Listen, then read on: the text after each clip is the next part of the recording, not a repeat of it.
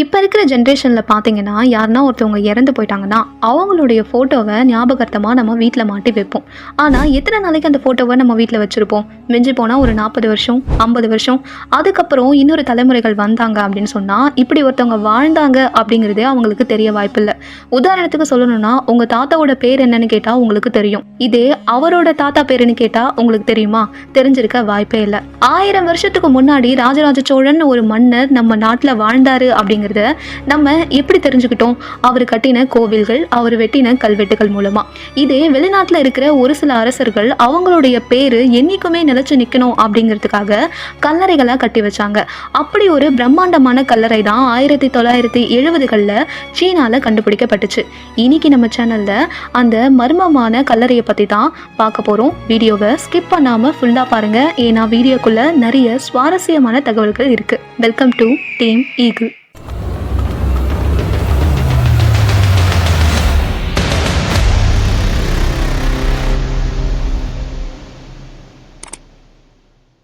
மனிதர்களுடைய வாழ்க்கையை 2 வகையாக பிரிக்கலாம். வரலாற்றுக்கு முந்தைய காலம், வரலாற்றுக்கு பிந்தைய காலம்னு.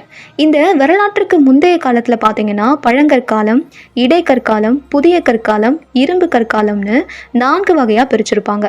அது இரும்பு காலம் அல்லது பெருங்கற்காலம் அப்படின்னு சொல்லுவாங்க. காரணம் என்னன்னா, முதல் முறையாக இரும்பு கண்டுபிடிக்கப்பட்டு இரும்பு பொருட்கள் எல்லாமே மனிதர்களால் கையாளப்பட்ட காலம் அது.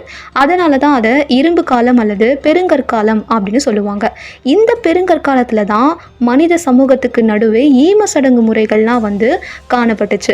இது எப்படி நமக்கு தெரிய வந்துச்சுன்னு பார்த்தீங்கன்னா, அகழ்வாய்வுகள் பண்ணதன் மூலமாக தான் தெரிய வந்துச்சு. நிறைய ஈம பொருட்கள் கண்டுபிடிக்கப்பட்டுச்சு. ஈம பொருட்கள்லாம் என்னன்னா, இறந்தவருடைய எலும்பு கூடுகளோடு சேர்த்து இரும்பு பொருட்கள், வெண்கல பொருட்கள், மணிகள் இது எல்லாத்தையும் சேர்த்து வச்சு புதைப்பாங்க. காரணம் என்னன்னா, இறப்புக்கு பின்னாடி ஒரு வாழ்க்கை இருக்கு அப்படின்னு அந்த காலத்தில் வாழ்ந்த மக்கள் நம்பினாங்க. இதன் விளைவாகத்தான் எகிப்தில் பிரமிடுகள்லாம் தோன்றுச்சு. இதே மாதிரி 1974ஆம் ஆண்டு சீனாவில் ஷான்கி அப்படின்னு சொல்லக்கூடிய மாகாணத்தில் சியான் அப்படிங்கிற ஒரு ஊர் இருக்குது. லிஷான் அப்படின்னு சொல்லக்கூடிய மலை அடிவாரத்தில் ஒரு விவசாய நிலம் இருக்குது. இந்த விவசாய நிலத்தில் கிணறு தோண்டலாம் அப்படின்னு சொல்லிட்டு 2 விவசாயிகள் போயிருக்காங்க. அவங்க அப்படி கிணறு தோண்டலாம்னு தோண்ட ஆரம்பிக்கும் போது அவங்களுக்கு ஒரு செங்கல் கிடைச்சிருக்கு.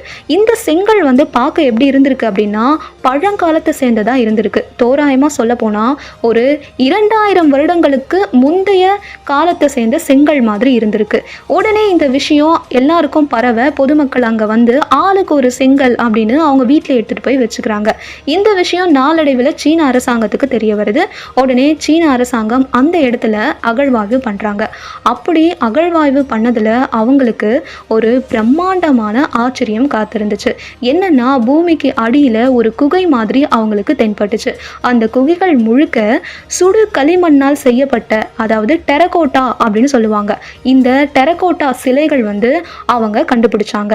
அதுவும் 1 இல்லை 2 இல்லை, கிட்டத்தட்ட 8000 எண்ணிக்கையிலான டெரகோட்டா சிலைகளை அவங்க கண்டுபிடிச்சாங்க. போர் வீரர்கள், குதிரைப்படை, மருத்துவர்கள், சிற்பிகள், அமைச்சர்கள் அப்படின்னு அனைவருக்கும் இந்த டெரகோட்டா சிலைகளை வடிச்சு வச்சிருக்கிறாங்க பழங்காலத்தில் வாழ்ந்த மக்கள். இவ்வளோ பெரிய ஒரு பிரம்மாண்டமான ஏற்பாட்டை செஞ்சது கண்டிப்பாக யாராக தான் இருக்கணும் அப்படின்னா, ஏதாச்சும் ஒரு பெரிய மன்னராக தான் இருக்கணும். அவங்க நினச்ச மாதிரியே அந்த மன்னருடைய கல்லறையையும் அங்கே கண்டுபிடிச்சாங்க.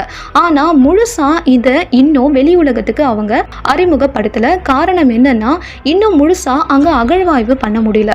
அதுக்கு 2 ரீசனை சொல்கிறாங்க. ஒன்று, அந்த மன்னருடைய கல்லறையை திறந்தா இந்த உலகமே பேரழிவுக்கு உள்ளாகும் அப்படின்னு நம்பப்படுது.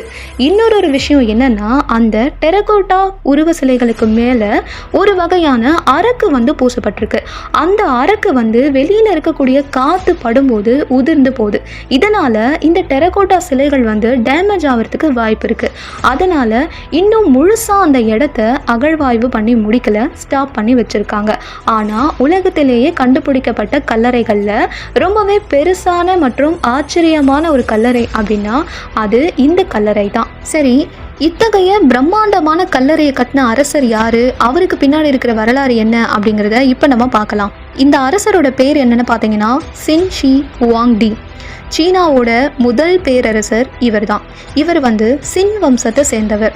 இவருக்கு 13 வயசுலேயே ஆட்சி பொறுப்பை ஏற்க வேண்டிய நேரம் வந்துச்சு. ஆனால் சின்ன பையனா இருந்தா கூட இவருடைய அந்த வீரம் திறமை அப்படிங்கிறது பெரிய அளவில் பேசப்பட்டுச்சு. நிலையான சட்டத்தின் ஆட்சியை கொண்டு வந்த முதல் சீன அரசர் இந்த ஹுவாங் தான். ஆரம்ப காலகட்டத்தில் சீனா ஹான், யான், வேய், சு, சாவோ, கி, சின் அப்படின்னு 7 வகையான அரசு மரபுகளால் ஆட்சி செய்யப்பட்டதாக இருந்தது. இந்த 7 நாடுகளையும் ஒரு போரில் ஜெயிச்சு ஒருங்கிணைத்த பெருமை இந்த அரசரை தான் சாரும். இவர் இந்த 7 நாடுகளையும் ஒருங்கிணைத்து ஒரே தேசமாக உருவாக்குனாரு. அதுதான் இன்னைக்கு சீனா என்று பெயர் கொண்டு அழைக்கப்படுது. இவர் இப்படி ஒன்றிணைச்சு 2000 வருடங்களை தாண்டிடுச்சு. இன்றைக்கும் அந்த ஒன்றிணைப்பு இந்த உலகத்தில் காணப்பட்டு தான் இருக்கு. இவர் பாத்தீங்கன்னா அந்நிய நாட்டு படையெடுப்புகள்ல இருந்து தனது நாட்டை பாதுகாக்கணும் அப்படின்னும் தன்னுடைய நாட்டின் எல்லையை இன்னும் பலப்படுத்தணும், அந்த எல்லை பாதுகாப்பை இன்னும் பலப்படுத்தணும் அப்படிங்கிறதுக்காக ஒரு சுவரை கட்ட ஆரம்பிச்சாரு. அந்த சுவர் தான் சீன பெருஞ்சுவர். இன்னைக்கு உலக அதிசயத்துல ஒன்றா இருக்கிறதும் பிரம்மாண்டமாக இருக்கிறதுமான அந்த சீன பெருஞ்சுவரை முதல்ல கட்டுறதுக்கு அடித்தளம் விட்டவர் இந்த அரசர் தான். இவர் திறமையான ஆட்சியாளராக இருந்தாலும் நிறைய புது வகையான சட்டங்களை அமல்படுத்தி இருந்தாலும் கூட இவருக்கு ஒரு வீக்னஸ் இருந்துச்சு. என்னன்னா அவருக்கு மரண பயம் அதிகமாக இருந்துச்சு. அவர் ஒரு விஷயத்தை கேள்விப்பட்டாரு. என்னன்னா மெர்க்குரி சல்ஃபைட் அப்படிங்கிற ஒரு திரவத்தை உட்கொண்டு 10,000 ஆண்டுகள் பழங்கால மன்னர்கள் மற்றும் துறவிகள் வாழ்ந்ததா ஒரு விஷயத்தை அவர் கேள்விப்படுறாரு.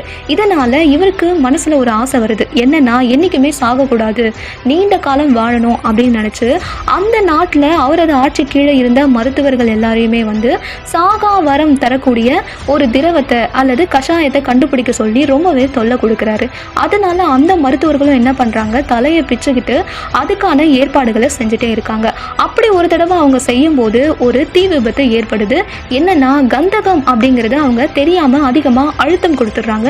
அது வெடிக்க ஆரம்பிச்சிடுது. இப்படி கண்டுபிடிச்சது தான் வெடிமருந்து. முதல்ல வெடிமருந்தை கண்டுபிடிச்சதும் இந்த அரசருடைய ஆட்சியின் கீழே தான்.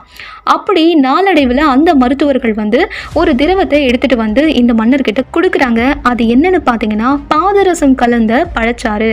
இந்த மன்னரும் அந்த பாதரசம் கலந்த பழச்சாறை ஒவ்வொரு நாளும் உட்கொண்டுட்டே வராரு. நாளடைவில் இவருடைய உடல்நிலை மோசமாகி இறந்து போறாரு.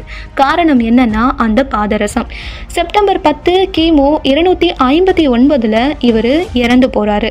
ஆனா இறக்கிறதுக்கு முன்னாடி இவருக்கு ஒரு ஆசை இருக்கு. என்னன்னா அவருடைய கல்லறையை சுத்தி எப்பவுமே அவருடைய வீரர்கள் பாதுகாப்புக்கு இருக்கணும். அதுக்கு காரணம் என்னன்னா இறந்த பிறகும் அவர் ஒரு வலிமையான ஆட்சியாளரா இருக்கணும், அந்நியர்கள் மீது படையெடுக்கணும் அப்படின்னு சொல்லிட்டு அவர் நம்பினாரு.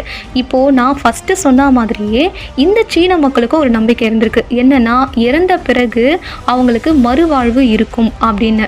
இப்போ இவரது கல்லறையை சுற்றி பாதரசம் அதிக அளவில் காணப்படுது அப்படின்னு ஆய்வாளர்கள் சொல்கிறாங்க. இந்த மன்னர் ஒரே நாணய முறை, திசை காட்டி அப்படின்னு சீனர்கள் கண்டுபிடிச்சதுக்கு எல்லாத்துக்குமே மூல காரணமாக இருந்தவர். இன்றைக்கி பார்த்த இந்த வீடியோ எப்படி இருந்துச்சுன்னு உங்கள் கமெண்ட்ஸை சொல்லுங்கள். இந்த வீடியோ பிடிச்சிருந்தா லைக் பண்ணுங்கள், உங்கள் ஃபேமிலி அண்ட் ஃப்ரெண்ட்ஸுக்கும் ஷேர் பண்ணுங்கள். மறக்காமல் நம்ம சேனலை சப்ஸ்கிரைப் பண்ணுங்கள். நன்றி.